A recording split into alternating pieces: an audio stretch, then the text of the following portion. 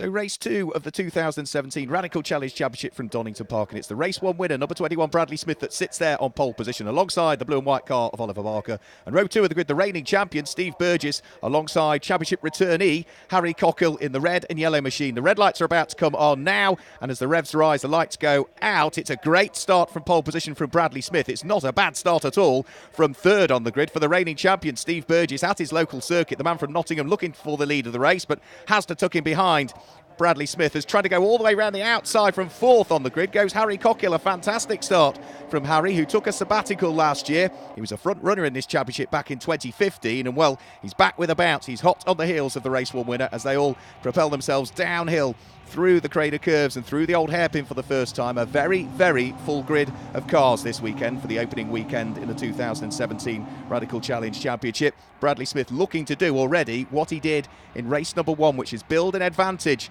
in the early stages. However, it certainly looks as though Harry Cockle in second place, Steve Burgess in third, have other ideas about that, because the top 3 are just starting to break away now from Oliver Barker, who finished second in the race earlier on but is off the podium places, fourth at the moment.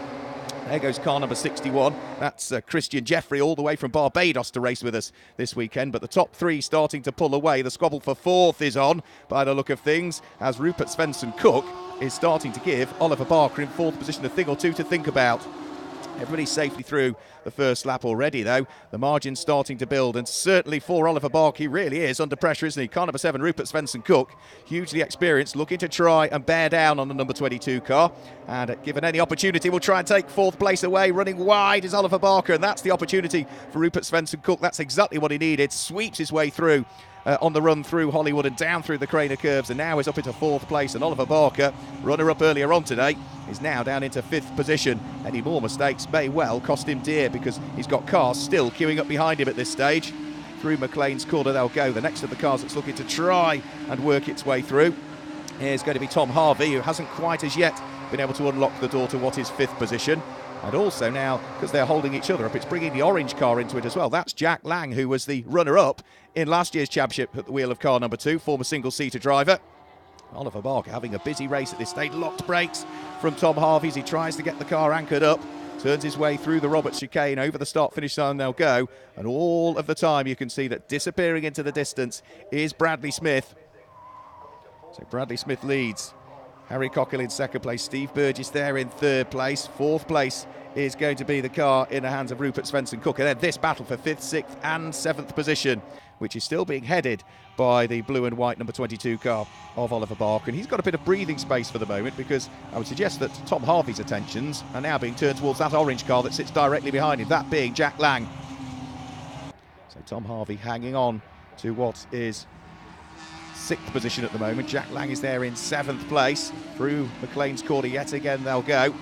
All of the time looks as though Tom Harvey is pressing on, just raising the dust on the exit of the corner, so hard is he trying. Further back down through the order, Dominic Jackson, number 4, former Formula BMW champion over in Germany and Super League driver. Great to see him out. He's got a queue of cars sitting behind him. That includes the car of Brian Murphy, the man from the northeast. As we look back towards the charging Jack Lang, not as yet has he been able to catch right up onto terms with Tom Harvey, so he hasn't as yet been able to work his way through. And you can see all of the time that the gaps at the front are just beginning to string out now a shade more. It's further down through the order where we've got the big squabbles going on. And here up towards us now comes Brian Cordwell. He's under huge, huge pressure from John McLeod. Those two heading round through Redgate Corner, as our race leader is already down and into the old hairpin. So the top half a dozen through. Further down through the order, it looks like Gary Patterson has got his hands rather full. That's Barry Liversidge, who's able to sweep his way around the outside. So Liversidge gaining a place. A car just running off the road ahead of him, I think, may well have been the car of David Frankland. But it is this man here, car number 21, Bradley Smith, that is looking to try and extend the advantage that he built early on in the race. Further down through the order, there's still some good squabbles going towards the tail end of the order. Not least of which, by the look of things, is still the car of number 61, Christian Jeffrey. There he goes through shot, tucked up behind somebody, looking to try and squeeze his way through. Leading pack of cars through the Roberts chicane. Jack Lang still hanging on to a place down towards the bottom of the top 6 at the moment. And you can see over the start-finish line now, in fact, Jack Lang in 7th place at the moment. Then a gap back. 8th place is where we see number 14, John McLeod, and then a queue of cars thereafter, which is Brian Caldwell has got tucked right up behind him, Dominic Jackson's black car. Then you've got Brian Murphy, and not that too far away is the next of the cars just going through, which I think is probably going to be Marcello Maritiotto. So this train of cars sweeping their way down through the Craner curves. Barry Liversidge has a look at the inside of David Franklin heading in towards Redgate Corner and is able to squeeze the number 6 car through. So knocking on the door of a top 20 place now is Barry Liversidge. So great fights all the way down through the bottom of the order, whilst this man is out front and leading, number 21. That being Bradley Smith, 3 times a Radical champion. Of course, he won the European Radical Championship, pulling away from the number 3 car of Harry Cockle, this red and yellow car, who, by the look of things, is coming under a bit more pressure now from the champion from last year, Steve Burgess, the man from Nottingham, at his local circuit, starting to try and close in. Elsewhere down through the order, Rupert Svensson-Cook hangs on to 4th place, but he's under pressure going through the back markers from Oliver Barker, whilst this man here now has cleared the traffic and can concentrate fully on the road ahead. Claimed the first victory of the season, on course for victory number 2. Still a long way to go, though, in this second sprint race of the weekend. As further down through the order, here is Brian Caldwell, still under pressure from the black number 4 car of Dominic Jackson, who needs to defend at the same time. He's got 57, that being Brian Murphy right behind him. And Brian Murphy has Marcello Maritiotto behind as well, so it's all rather busy. Well, there is number 64. That's Tom Harvey. Ahead of him is Rupert Svensson-Cook. So did Oliver Barker go through? Yes, he has. Out of sight somewhere, up to 4th place once more, comes the man who started from the outside of the front row of the grid. So Oliver Barker's in 4th, Rupert Svensson-Cook in 5th. That car there in 6th place. Tom Harvey raising the dust yet again on the exit of McLean's Corner. So Oliver Barker will be pleased, I would have thought, that at least he gained 1 place, but having bottled up behind Rupert Svensson-Cook for a lap or so. Now that he's been released, he's instantly pulling away by the look of things, but time has been lost in the early stages of this one. A lot of work to do if he wants to catch the trio that lie ahead for 1st, 2nd and 3rd and find himself on the podium. Over the start-finish line comes number 22, Oliver Barker. He sits there in 4th, Rupert Svensson-Cook in 5th place. Then it's the red and black car, number 64 of Tom Harvey. As down through the Craner curves come the leading trio once more. The gap between 2nd and 3rd is certainly closing up. Steve Burgess mounting a challenge here, I would suggest, in the next lap or so. The rest of the top 6 go through. The orange car, Jack Lang, still there in 7th place. As elsewhere down through the order, it all looks rather busy to say the least. That's Mark Crader under pressure from the number 80 car, which is sitting right on his coattails. That's Peter Tyler. Can't miss Peter's car. Dark with its Dayglow livery. Nice and easy to spot, is he? He's involved in a super little battle all the way down through the order. This is going to be mid-teens that they're fighting for. Peter Tyler having to attack and defend at the same time, whilst he's got not that far behind him also Elliot Goodman, car number 28, off and into the gravel trap. That is a very wide moment for Tom Harvey coming out of Coppice Corner. He should be able to rally across his way back onto the circuit, rejoins on the circuit. All crumbs just in front of John McLeod. So he's rather enthusiastic, Tom Harvey, trying to get back onto circuit. No harm done, but just places lost, unfortunately, as, by the look of things, Harry Cockle, without question, is being caught by the reigning champion, number 1, Steve Burgess, through the right-hander at Redgate. And then they start to plummet downhill through Hollywood, down through the sweeping right and left fast section of Craner curves, through the very fast right-hander at what is the old hairpin. And as for Tom Harvey, well, he has recovered. He's recovered to come back on circuit just ahead of Dominic Jackson. So that's going to be something like 6th and 7th, I would suggest, at the moment. As through McLean's Corner comes our race leader, car number 21, Bradley Smith, still pressing on, the former Sunoco Challenge winner. And there is that Oliver Barker going slowly in the background there. All of a sudden, I thought I saw the number 22 car slowing up coming out of McLean's Corner. The leading 3 have gone through. Here comes our race leader, Bradley Smith. And for Bradley, he is now well and truly on course to make it the double here. There's still a bit of work to do as he comes over the start-finish line, but you can see the amount of daylight he's got between himself and the red and yellow car of Harry Cockle, who's doing a great job in 2nd place, but the amount of daylight is diminishing. He's also got to lap the car of David Franklin before too much longer. And I doubt he'll be able to do that on the run in towards Redgate. It'll be on the exit of the corner where he should be able to squeeze his way through and past David Franklin. In fact, down through the Craner curves they come. Harry Cockle looking to try and put a lap on the light blue and red number 91 car. Squeezes his way up the inside on the approach in towards the old hairpin. So job done as far as Harry Cockhill is concerned. Now Steve Burgess needs to do the same. Further down through the order, car number 61 Christian Jeffrey, all the way from Barbados to race with us this weekend, has a quick look up the inside of Brian Murphy, then runs wide on the exit of Redgate Corner. Won't cost him a great deal of time, but he's now fallen away from Brian Murphy and has to try and work his way back onto his coattails again if he wants to stand any opportunity of gaining another position. They'll be fighting away for what is 9th and 10th at this stage of the race, as 2nd and 3rd is definitely getting closer. Harry Cockhill, without question, is being caught, not by huge amounts per lap, but lap after lap after lap. The reigning champion, number 1, Steve Burgess, is edging up onto the coattails of Harry Cockhill and is now going to start to pick up a bit of the slipstream from the car ahead. Of course, getting closer is good in one respect, but these cars are hugely aerodynamic. That then means he sits in the dirty air and might just need to ease off a bit, otherwise he might overwork the tyres towards the tail end of the race. They've also got traffic as well that may well come into play before the end of this race. Down through the Craner curves they thread their way yet again, as over the start-finish line now comes car number 18 starting to make progress. That's Sean Byrne, former Caterham racer, raced in the British GT Championship last year. He's just picked the pocket, by the look of things, of Brian Murphy and has moved the number 18 car up inside the top 8.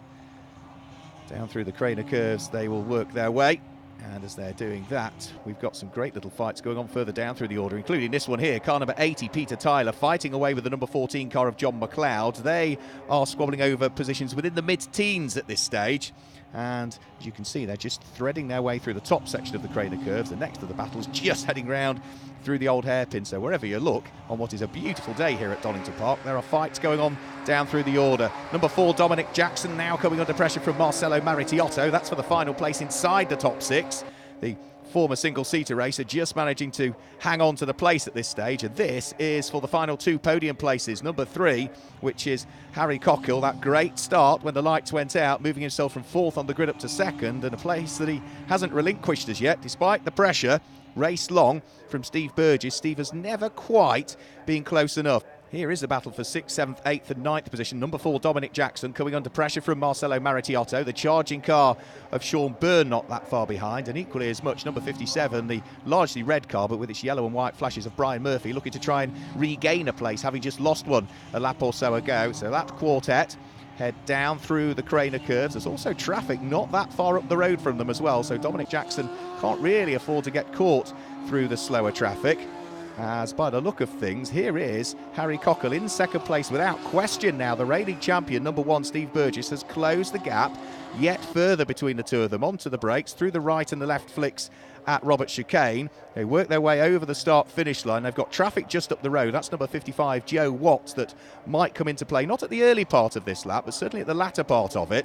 And for Harry Cockhill, he can't afford to really be compromised by the slower traffic. I'm sure the marshals will do a sterling job, wave the blue flags and forewarn Joe Watt that the front runners are bearing down on him. And for Harry Cockhill, there's still work to be done here. He would dearly like to finish in 2nd place. He was off the podium earlier on in 12th position in the first race of the weekend. Let's see what he might be able to do in this one. It's been a great race for him so far, but he's still got the reigning champion, Steve Burgess, right behind him. Further down through the order, this is number 5, Jason Redding, fighting away with Konstantin Gukiev and Mark Richards, who had to make his way up from 27th on the grid, Mark Richards. So he's starting to go well now. He's got himself inside the mid-teens at this stage. Here are the 2 cars fighting over 2nd and 3rd once more. Oliver Barker still with Steve Burgess not that far behind, still with traffic up the road as well, raising the dust coming out of the Robert Chicane. That time was Steve Burgess. Joe Watt, number 55, about to be lapped by this pair and moves neatly out of the way. So good driving by Joe, keeps well and truly out of the way of the squabble for 2nd and 3rd position. And for Harry Cockhill, he can breathe a relative sigh of relief, I would have thought there. Wasn't compromised by the traffic, met it in the right place as well, i.e. on the straight. And now he can concentrate his efforts fully on propelling the car as quickly as possible through the old hairpin. Back up towards the conclusion of another lap. Number 4, Dominic Jackson, still under pressure from Marcelo Maritiotto. Marcelo Maritiotto still got Shane Byrne not too far behind. And then, of course, Brian Murphy. So that little quartet still in the same order that they were. The amount of daylight between them all looks roughly the same as well. And elsewhere, we've still got John McLeod, number 14, fighting away with Peter Tyler. He's got the inside line, though, this time and squeezes his way through, gains the place there. So position gained for what was the number 14 car of John McLeod, as over the start-finish line, about to start the final lap of the race, comes our race leader. So a lap is put on the number 19 car of Gary Patterson, and Bradley Smith is now just, 2 miles away from back-to-back victories to open up his 2017 Radical Challenge Championship campaign. It's not all settled, though, for second and third, that is for sure, because Harry Cockhill still has work to do here. Steve Burgess just running a little bit wide coming out of Redgate Corner, so hard is he trying. But for our race leader, it looks as though he's built, the best part of 2.5, 3 seconds is the advantage between himself and the squabbling pair behind.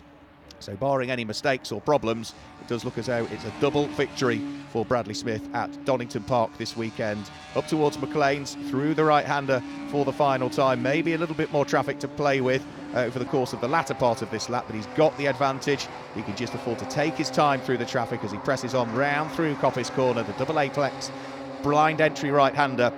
And all he's now got to do is get onto the brakes through the right and left flicks at Robert Chicane, and it is going to be another win for Bradley Smith. Onto the brakes, through the right, through the left. The Mectec Motorsport Radical SR3 comes through and claims its second victory of the weekend here. Harry Cockhill in second place, and a charging Steve Burgess, who ran very wide coming out of Roberts and almost had a moment, will finish in third position. But Harry Cockhill certainly had to press on even on that final lap, because Steve Burgess, the reigning champion, was hugely keen to finish in what was third position. When you wait the arrival of the fourth place car, it should be Jack Lang that comes through in fourth place, but for this man here, Bradley Smith, he is going to be hugely delighted with what has been a solid start to the weekend at Donington Park, and of course a solid start to his season as well. Dominic Jackson, the black car, will just finish in sixth position, but look at the queue of cars that sat just behind him.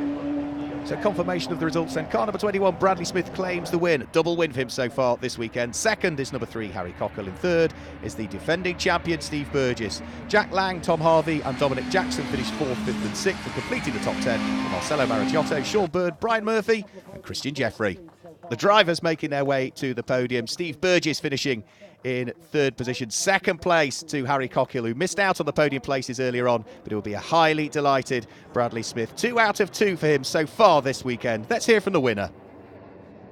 I was just quite lucky that Steve got boxed in, really. And then, yeah, from that point on, just tried to focus on going forward and focusing what's in front. 15 months of not really doing, well, haven't sat in the car 15 months, signing this contract in February and coming out and hoping this is going to be a good first round is, yeah, it's all right. It's all right. Second step of the podium. You've got more to do. Yeah, a little bit more. Obviously we're into the endurance race now. 2 years ago, myself and my brother obviously did the endurance championship and winning numerous races, so we know what we're doing in that. To Steve, Bradley was saying it was good that you were boxed in at the start. Yeah, there's 2 sides to this. It wasn't so good for you. No, definitely not. No, I launched it off the line again and then I had to get straight out the throttle fairly quick. I just came across and then unfortunately that allowed Harry to come out the outside of me and go round. Right, an overview of the day so far? No, I don't want a third next time. No. Something a bit better. Yeah, okay, at least one step. Definitely. Yeah, top man. Thank you, Steve.